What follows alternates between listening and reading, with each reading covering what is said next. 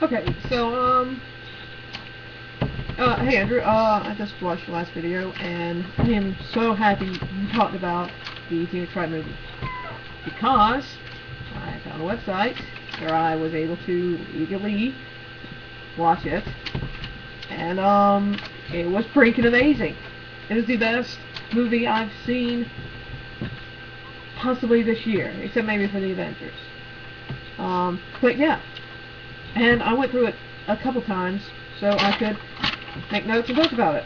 I've got a whole list of notes here. Just down to about there. These aren't in, technically these aren't in chronological order. They're in the order they came up in my mind, so I just wrote them down as I was going along. You know, like, even though they seem like it, I would go through the movie and then think of something else and then have to write that down. But yeah, everything about this movie was absolutely, almost everything about this was absolutely perfect. I mean, the actors being the characters was amazing. And I think I bring this up, but, you know, let's just go through the list. Okay, so, first part was the opening. The small trial that Phoenix was in. You know, in the game, I don't have to tell you this, but some people might not know what's going on. He started out in the big courtroom that we all know and love. But in this, you know, he started in a little rinky-dink place. And, a little teeny-tiny trial room, which was good. I did like that. Because he was because even though he was working under Mia, he was a newbie. So he couldn't necessarily take on the biggest trial and be in the biggest courtroom of all time, ever. But that was a good touch. One thing I didn't like was that they skipped the Steel Samurai trial. Instead, they made it Edgeworth versus, I guess that would be considered, crap. I can't think of his name now. Well, this is going to happen a lot. I can't remember names. Pain. Against Pain. Which, I guess it's fine. They gotta move the story along. They gotta get to the two main trials. You know, that's fine. But the Steel Samurai case was just so cool. I guess because they skipped it because they'd have to hire so many more actors for it. It would take so much more time. And that's another 3-day trial. I can understand that. And, you know, and it works. It does both cases, Phoenix's little case and Edgeworth's case, introduce them. The way they should. Okay. I might save this to the end. I'm going to save it to the end. Okay, so at the end of the first case, in the game, obviously, Mia has the thinker to put evidence in. We're not really sure why in the game, but now we know why. The way Mia gets the thinker in the movie actually works a lot better. It's perfect.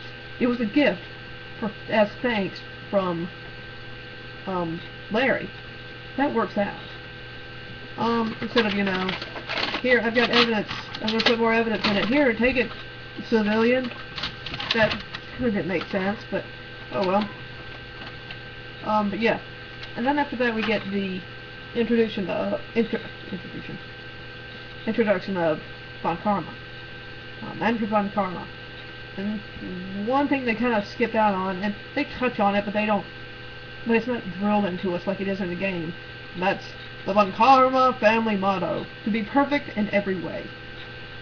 They didn't drill perfection in. You know, which that's what we expect for perfection. Even Von Karma said, "You're not really well liked, Edgeworth. You're supposed to win, but you're not supposed to be a dick about it. Calm down. Don't be such a dick about everything. Don't make up things." So yeah, and that might actually be a step into reality, which makes more sense. I just found it odd that they left that out. Oh, the detention center. Oh my god. The detention center in this game is ridiculous. what's the song? The Elegy of Emptiness on the soundtrack about the detention center. That is, yeah, that detention center is horrible. You do not want to be in there. They make it look like a terrible, grimy, dirty, sad place. It looked like it was cold. You don't want to be there. They did a good job on that. And I'll touch on the sets and stuff later. In the list. Gotta keep, going around with the video. The court system. Oh my God, when Phoenix would slam his hands down in the game, nothing would happen. Here, whoosh, and a big screen pops up. That is awesome. That is so awesome. And my sound is telling me I'm screaming. Okay, begin the screaming. Warning. Fangirl. I am a Phoenix Wright fangirl, so I'm going to be fangirling in this video. Yes, it is 6 minutes late. I don't care. I love Phoenix Wright and everything about it. So when I see something cool happening, I'm going to go crazy about it. Apologies in advance. But yeah, everything about the court system where all Edgeworth had to do was, that was cool. Snap his fingers and boom, there's the evidence. I guess they derived it from the game where it's like, there's a box, a picture of it, which makes sense. I wish our court system weren't like that. Oh, and then in the past trial, where it was this old big screen that just, kind of came down. That was clever. Oh. Okay, so in every game of Phoenix Wright, ever, Phoenix Wright, Apollo Justice, Miles Edgeworth, what happens when they eject? Objection! Every time, objection! That didn't happen in this game. We got the first time, Iggy! The big first time, awesome! But after that, every time it was, Iggy! No wait, Iggy! Objection. It was not as over the top, which makes sense. It's good. I like that. Also, I apologize for making a fool of myself there. Saying objection in Japanese like 5 times in a row. Okay, the music in this game is stunning. I don't know how they made the music in the game, but in this, it sounded like an orchestra. Some type of orchestra was doing the music. Like, the pre-trial music, when Edgeworth was walking in the chains. Oh my God, wasn't that just such a haunting scene? Yep, that looked awful. The music playing there, that was authentic. The one thing I wish they did have was the first victory song. If you win in the games, the victory song, those are amazing. Except the second one. The second one in the soundtrack is kind of, it's lagging. It's okay. Oh, and they didn't have the objection music either. I don't think. Oh wait, that's what I was talking about. In the soundtrack and in the game, the second game objection music is kind of lacking. The ending themes are all good. I'm sorry, I mixed that up. Never mind. I don't know where my head is. But yeah, I don't think they really had any of the music. Any of that music. The objection and the ending victory themes. I just saw a good opportunity there. What the hell did I write here? Okay. I can't read that. Okay, yeah, A Living World. I wrote A Living World, and I do like this. I know this is a very bad review, and all I'm saying is, oh my God, it's great. Wasn't it great? Oh, that scene was great. That was awesome. Wasn't it great? Yes, it was. I don't care. I'm still doing this. 10 minutes. Okay. In the game, you go to a scene to investigate.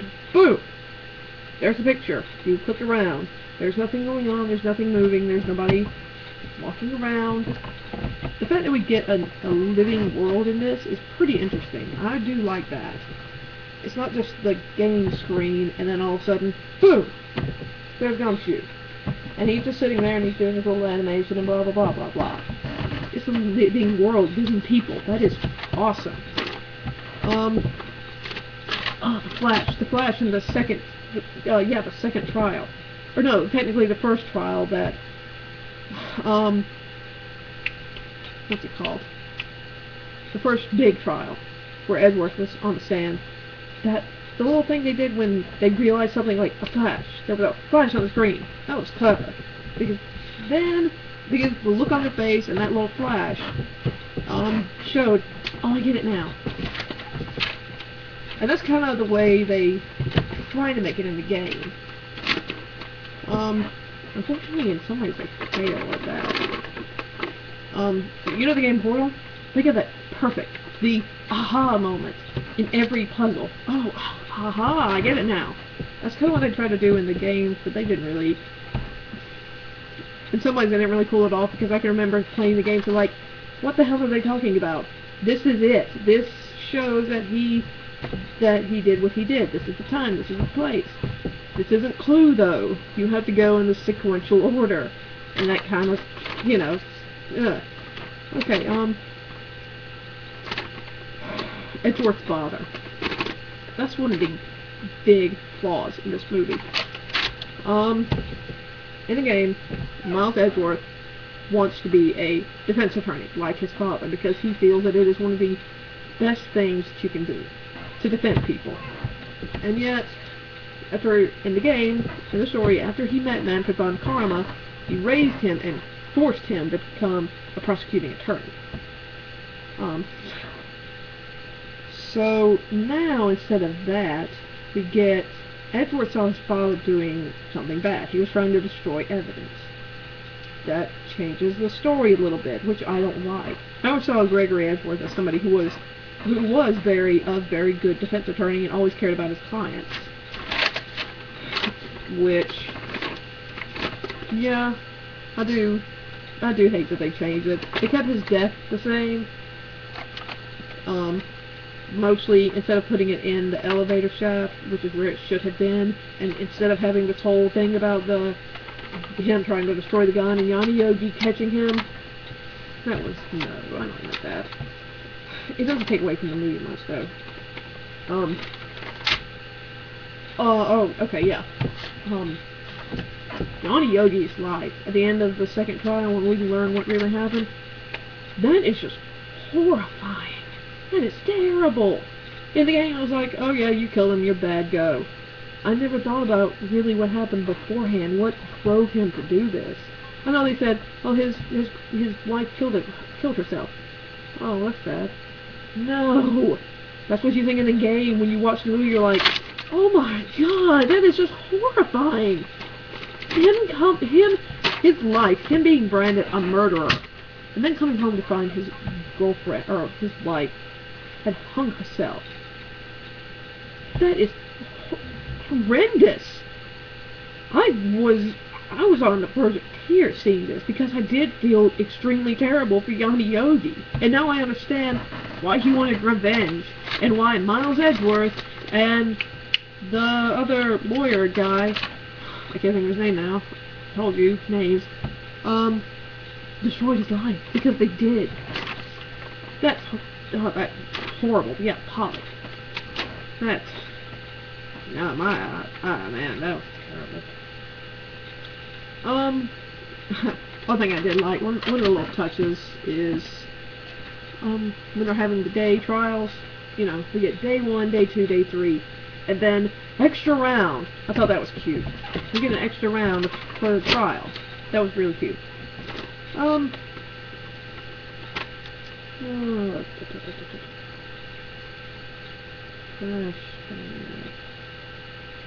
The flashback trial. The trial they kept going back to between Von Karma and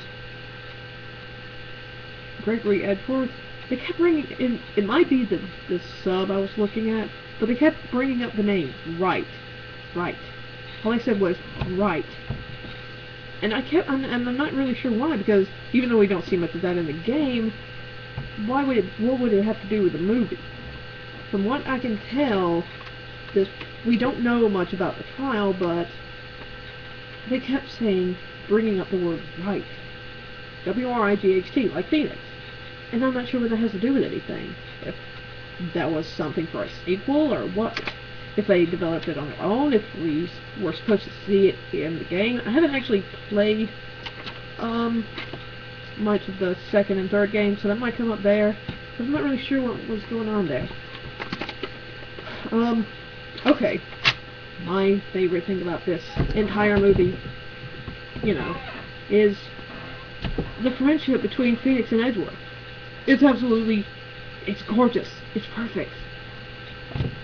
Instead of having Edgeworth be some kind of insane megalomaniac man who just has to get a victory, he gets mad, which, of course, you just destroyed my perfect win record. He would be mad, but he wouldn't do what he did. That was ridiculous in the game. And that made me so mad that I didn't even feel like playing the second game after that, because, why? 1, no Edgeworth. 2, Edgeworth is supposedly dead. And 3, we don't find out what really happened until the last case. Ridiculous. Even though the last case was amazing. And I'll bring that up too. But in the end, after Phoenix saved them, they're friends. They're rivals, but they're still friends. They talk, and, you know, they stay after the trial, and they're just chit-chatting away. And then when they have another trial together, instead of Edgeworth being a dick, like he normally is, he smiles at him. They're friends. They go in there and they think, oh, this is going to be so much fun. It's Phoenix versus Edgeworth, the biggest rivals in video game history. It is on, and it is great. I love that part so much. Just the cheeky grin of Edgeworth, knowing they're about to go in there and just have a nice fight. Yeah, that was great. That's all I've got for my list. One other thing that I find odd is the way they did the bullets. The bullet in the end. Oh, and some of the things that I forgot. The little touches in this movie are really what make it. Like, you kind of don't necessarily have to play the game, but it helps. Like, at the beginning, when Edgeworth is talking about karma, and at the end he starts rubbing his shoulder. That's a good touch. That's really good. That's a good touch right there. That's great. But, sorry, my computer popped up. And then the other little things, like when Phoenix finishes his first trial, and the woman is just kind of taking newspaper and just kind of throwing it up in the air, like, here you go, there's your confetti. It's not big time like in the big trial. That was cool. But yeah, that's what really helps bring this movie together. That's why I love it. Oh my god, love this movie. I could watch it 100 more times, and I'd still never get tired of it. But yeah, the bullet thing. You remember when Phoenix throws the bullet in the air, which is another cool effect of the trial? They said that it should be 100% match. But I'm not sure. I think they kind of got that mixed up. Because the bullet from there was from the bullet that was fired. It was fired. No. Maybe I'm just going mixed up. That's mixed up. Don't worry about this. Forget about this. I'm sorry. It was just a lot to, you know, a lot of bullet crap to worry about. But, yeah. I think that's about all I got. I'm going on 19 minutes, so I might not even be able to get this on YouTube. But, yeah. Trying to remember what else. Oh, one thing I didn't like is, after playing the game, you get a real sense that Phoenix and Maya, two more things, that Phoenix and Maya were really, really good friends. They were almost brother and sister. Some people, unfortunately, ship them, and they are wrong. They are brother and sister. But yeah, they didn't seem as close friends as they would be. You know, she never called him Nick or anything. I hate that she always called him Mr. Wright. Mr. Wright? Mr. Wright. Which, that's another thing. I'm reading text, and they're saying the Japanese name while the person is typing out the American name. Are they actually saying, you know, Wright, or are they saying the Japanese name, which I can't remember at this time. So it's kind of interesting. Was she saying the name and the subber was just saying Mr. Wright or Nick or something like that? It's kind of weird. I don't know why, but it's never been weird any other time but now. Probably because they never really changed the names in 2 different games. Here, his name is, in America, his name is James Wright.